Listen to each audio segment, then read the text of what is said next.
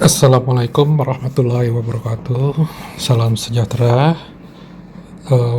Bertemu lagi dengan saya Muhammad Reza Hilmi pada mata kuliah Peraturan dan Perundangan Utama Kesehatan PPUK, biasa saya sebut juga ya PPUK. Ini sesi kedua. Kemarin sesi pertama memang ada error di e-learning, jadi mungkin nggak ada video dan hanya ada modul dan belum ada quiz dan tugas. Tapi saya coba minggu ini, mungkin mudah-mudahan sudah lengkap, sudah bisa migrasi kepada e-learning ya. Pertemuan ini di sesi kedua ini kita submaterinya hierarki peraturan perundang-undangan di Indonesia ya. Hierarki itu seperti macam tingkatan ya, atau urut-urutan peraturan perundangan-undangan di Indonesia. Ini pada umumnya, dan nanti pada khususnya kita berbicara tentunya di bidang di kesehatan. Ya, ini jenis-jenis dan hierarki tentunya paling atas ya, tingkat paling atas dari hierarki atau tingkatan perundangan di Indonesia ini adalah seperti kita tahu bersama UUD 45 ya, Undang-Undang Dasar Negara Republik Indonesia tahun 1945. Kemudian turun menjadi di bawahnya ketetapan Majelis Permusyawaratan Rakyat atau biasa disebut juga dengan TAP MPR. Baik, selanjutnya undang-undang atau peraturan pemerintah pengganti undang-undang. Ini sama tingkatannya ya, jadi ada undang-undang, ada peraturan pemerintah pengganti undang-undang. Baik, selanjutnya ada peraturan pemerintah atau biasanya disebut juga PP ya. PP, peraturan pemerintah tentang apa misalnya gitu. Itu di bawahnya undang-undang atau peraturan pemerintah pengganti undang-undang. Setelah peraturan pemerintah ada lagi peraturan presiden ya. Nah, ini bisa berbentuk perpres, inpres ya, kepres ya, keputusan presiden, instruksi presiden. Ini peraturan yang dikeluarkan dari kepala pemerintahan atau presidensi itu sendiri. Ya, selanjutnya ada peraturan daerah atau kita kenal di masyarakat disebut juga biasanya disingkat dengan Perda ya. Tentunya setiap daerah di Indonesia ini mempunyai peraturan daerah masing-masing, seperti contohnya pada masa Covid ini setiap daerah ada yang menerapkan PSBB, ada yang belum, ada yang total lockdown malahan ya, dan lain sebagainya. Itu masuk ke peraturan daerah, dan itu di bawah peraturan presiden, di bawah peraturan pemerintah, tentunya mengacu kepada undang-undang dan TAP MPR. Baik, selanjutnya undang-undang. Contohnya di sini ada Undang-Undang Nomor 40 Tahun 2004 tentang Sistem Jaminan Sosial Nasional. Ini nanti dibahas juga dengan biasanya disebut Undang-Undang SJSN, biasanya disingkatnya kalau anak-anak AKK itu biasanya SJSN ya, karena dia mendasari nantinya ke jam sostek, terus ke BPJS dan lain sebagainya. Kemudian ada pula Undang-Undang Nomor 36 Tahun 2009 tentang kesehatan. Nah, ini yang mendasari biasanya semua bidang kesehatan pegangannya kepada Undang-Undang Nomor 36 ini ya, baik mengenai pelayanan kesehatan, mengenai etika kesehatan, mengenai semua yang berhubungan dengan kesehatan dilandasi oleh Undang-Undang Nomor 36 Tahun 2009 ini ya. Kemudian ada Undang-Undang Nomor 24 Tahun 2011, ini yang paling mendekati terakhir ya mungkin ya, tentang Badan Penyelenggaraan Jaminan Sosial atau yang tenarnya disebut BPJS ya. Ini yang sekarang masih dipegang dan diterapkan di seluruh Indonesia ya. Ini karena undang-undang sifatnya jadi mengikat ya.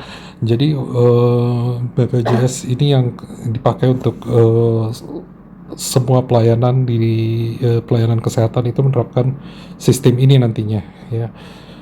Baik, selanjutnya ada peraturan pemerintah, misalnya PP nomor 101 tahun 12 tentang penerima bantuan iuran jaminan kesehatan. Ini peraturan ini mengenai siapa yang menerima ya, terus tata caranya seperti apa ya, kelas-kelasnya seperti apa di sini ya.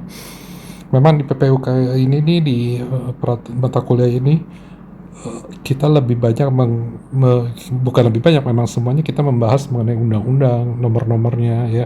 Tapi kita coba buat semenarik mungkin ya. Jadi mulai satu-satu kita breakdown dari apa itu, misalnya 40 tahun 2004, 36 2009, itunya dulu yang kita perlu pahami benar. Nanti di breakdownnya insya Allah atau mudah-mudahan gampang ya gitu. Baik, selanjutnya Perpres misalnya. Ini ada banyak sekali Perpres sebetulnya ya. Dilihat tahunnya di sini malah banyak tahun 2013 ya. Misalnya contoh Perpres nomor 105 tahun 2013 tentang pemeliharaan kesehatan menteri dan pejabat tertentu. Tentunya ini khusus Perpres yang dibuat untuk kesejahteraan wakilnya ya, atau stafnya. Yang menteri itu kan diangkat oleh presiden ya, jadi tentunya kesehatannya, kesejahteraannya juga diatur di Perpres ini. Ada lagi Perpres nomor 106 tahun 2013 misalnya tentang pemeliharaan kesehatan anggota DPR, DPD, Mahkamah Konstitusi, dan Hakim Mahkamah Agung misalnya. Ini juga keluar di Perpres nih ya, walaupun dia udah di DPR, tapi yang mengeluarkan adalah Perpres Presiden itu sendiri ya. Ini di Perpres nomor 106 tahun 2013 ya. Selanjutnya ada Perpres, ini urutan ya, 105, 106, 107, Perpres nomor 107 tahun 2013 tentang Yankes tertentu berkaitan dengan Kementerian Pertahanan, TNI, dan Kepolisian. Ini pelayanan kesehatan ini tentunya untuk bisa kita lihat ya, bahwa untuk aparat tentara dan kepolisian, Kementerian Pertahanan ini yang 107 ya. Jadi setelah yang dihafalnya 105 itu untuk menteri, 106 itu untuk anggota DPR, DPD, MK, dan Hakim MA, nomor 107 ini untuk Kementerian Pertahanan, TNI, dan Kepolisian. Baik, selanjutnya Perpres nomor 108 tahun 2013 tentang bentuk dan isi laporan pengelolaan program jaminan sosial ya. Di sini diatur mengenai apa itu jaminan sosial ya, bagaimana cara mengelolanya, dananya dari mana ya, terus distribusinya seperti apa. Ini yang diatur oleh Perpres tahun 2013 nomor 108 ya. Terus ada lagi selanjutnya 108 tadi, sekarang 109, Perpres nomor 109 tahun 2013 tentang penahapan kepesertaan program Jamsos ya. Ini tentang tahapan kepesertaannya.